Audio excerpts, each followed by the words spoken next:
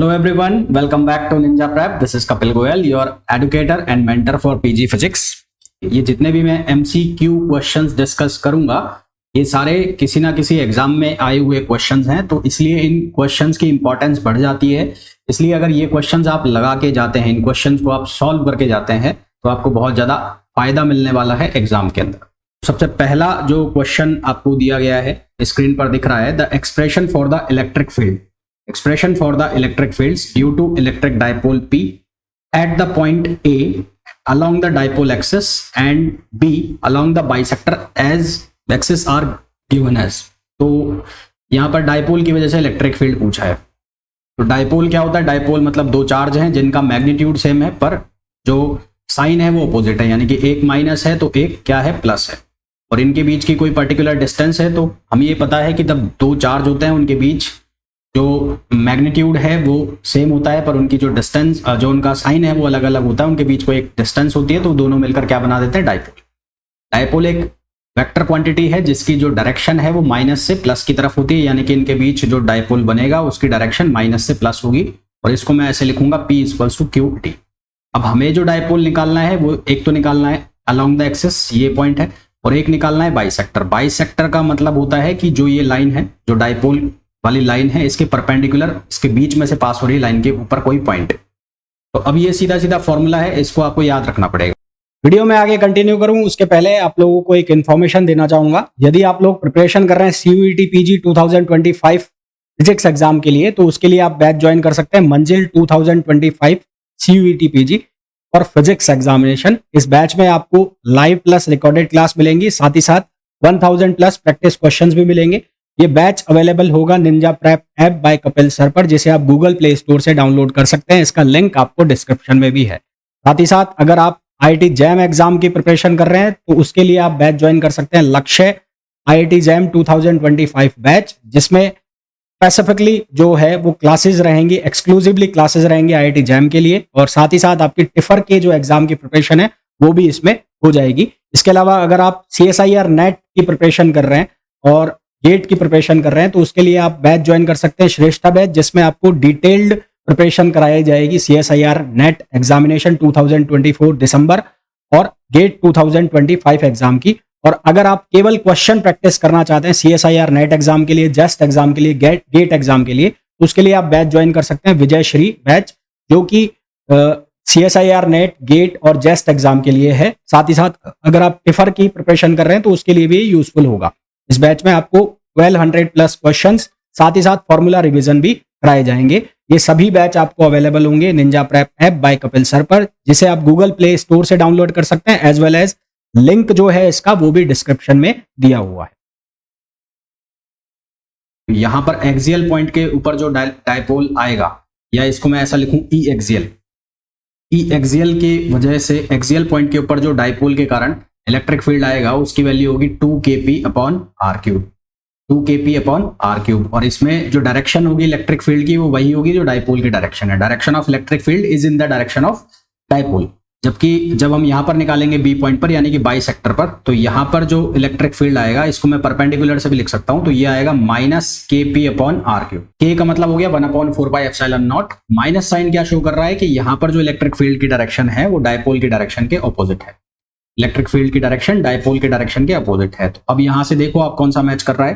तो यहां देखो पहले में लिखा हुआ है 2p/4πε0r³, फिर यहां लिखा है -p/4πε0r³, यानी कि यही ऑप्शन हमारा क्या हो गया? करेक्ट हो गया। तो this is the correct answer for the above question.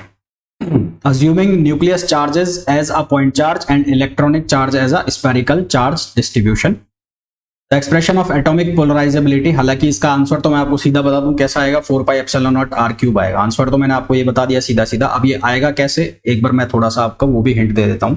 जब कोई एक्सटर्नल इलेक्ट्रिक फील्ड नहीं लगता है किसी एटम के ऊपर, जो किसी एटम के ऊपर, तो उसमें इनिशियली हम ये मान के चलते हैं कि जो न्यूक्लियस है और उसके चारों तरफ जो शेल्स हैं उनमें घूम रहे इलेक्ट्रॉन्स, इनका मास सेंटर और जो न्यूक्लियस के अंदर प्रोटॉन है उनका सबका मास सेंटर एक ही जगह पर रहता है। इनिशियली हम ये मान के चलते हैं, परंतु जब इसको एक्सटर्नल इलेक्ट्रिक फील्ड में रख देते हैं, इसमें रख देते हैं, एक्सटर्नल इलेक्ट्रिक फील्ड में रख देते हैं, तो जैसे ही इसको एक्सटर्नल इलेक्ट्रिक फील्ड में रखते हैं तो इन दोनों के बीच में क्या आ जाता है, डिस्प्लेसमेंट आ जाता है। किन दोनों के बीच में, जो न्यूक्लियस में जो प्रोटॉन है उसका मास सेंटर और जो इलेक्ट्रॉन है उसका मास सेंटर, लेट सपोज ये इलेक्ट्रॉन का है और ये सपोज प्रोटॉन का है, तो इनके बीच में एक डिस्प्लेसमेंट आ जाता है क्योंकि दोनों का मैग्नीट्यूड सेम होता है। प्रोटॉन और इलेक्ट्रॉन का जो बेसिक चार्ज है उनका मैग्नीट्यूड सेम है, साइन भले ही अपोजिट हो, तो ये दोनों मिलकर क्या बना देते हैं, डाइपोल बना देते हैं। तो इस वजह से जब इसको एक्सटर्नल इलेक्ट्रिक फील्ड में रखते हैं, क्योंकि इलेक्ट्रॉन ऑपोजिट डायरेक्शन में जाएंगे इलेक्ट्रिक फील्ड के, प्रोटॉन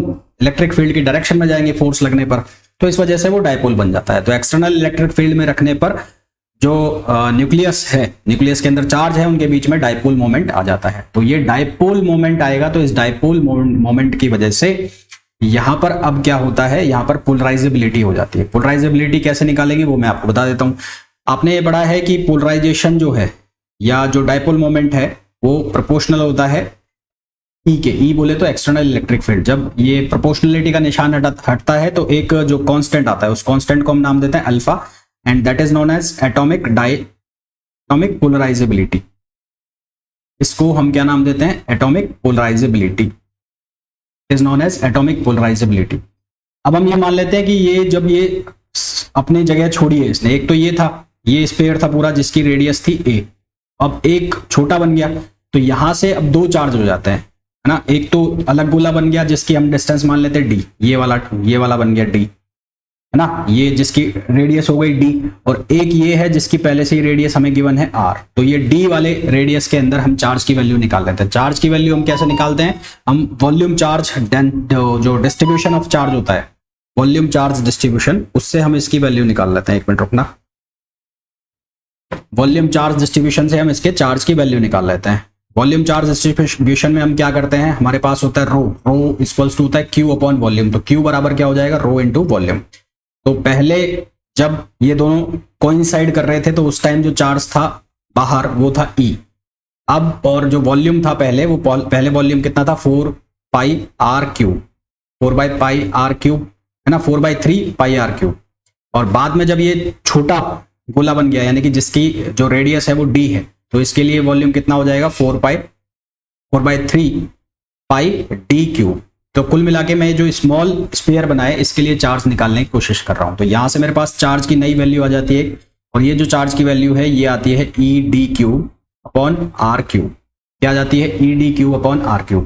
अब इन दोनों के बीच में एक फोर्स है, अब इसको बैलेंस करने के लिए इनके बीच में क्या लगेगा, एक कूलम फोर्स लगेगा। ये कूलम फोर्स किसके बराबर होता है, KQ1Q2 अपॉन R²। अब इन दोनों के बीच की जो डिस्टेंस है वो कितनी है, D, तो क्या लग जाएगा, D², क्या लगेगा, D²। तो इन दोनों के बीच में हम लगा देंगे कूलम फोर्स। तो कूलम फोर्स जो है वो कितना होता है, KQ1Q2 अपॉन R²। यहां मैं स्मॉल r लिख देता हूं, कंफ्यूजन ना हो जाए।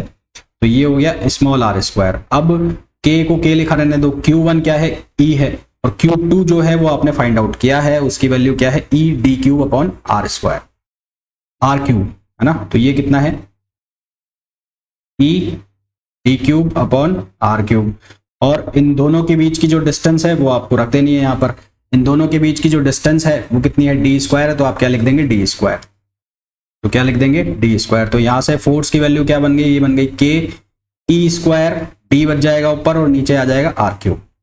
अब ये जो फोर्स है, ये फोर्स इलेक्ट्रिक फोर्स के बराबर होगा, यानी कि QE, यहाँ पर चार्ज क्या है, E है, तो ये फोर्स को आप बराबर कर दोगे EE इक्वल्स टू आप लिख दोगे KE² D अपॉन R³।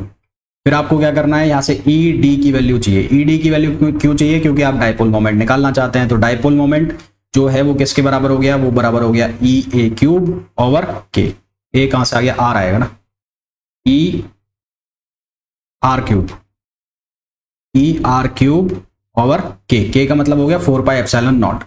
तो यहां से आपके पास एक्सप्रेशन बना 4πε0, ऊपर हो गया R³ और इंटू E। इसको पहले वाली इक्वेशन जो है उससे कंपेयर करो, तो कंपेयर करोगे तो यहां से ये बराबर हो गया, तो अल्फा की वैल्यू किसके बराबर हो गई, 4πε0 R³, जो कि आंसर भी है। अब आप एग्जाम के अंदर इतना बड़ा तो करोगे नहीं, ये मैंने आपको समझाने के लिए बताया है, तो इसको आप याद कर सकते हो ऐसे। तो वीडियो को छोड़ने से पहले बात कर लेते हैं हमारे रिजल्ट की। तो 2023 में मैंने ये कोर्सेज वगैरह स्टार्ट किए थे। तो 2023 की अगर मैं बात करूं तो CUET PG का मैंने पहली बार कोर्स स्टार्ट किया था। कुछ एक बच्चों ने IIT के लिए भी ज्वाइन किया था मुझे।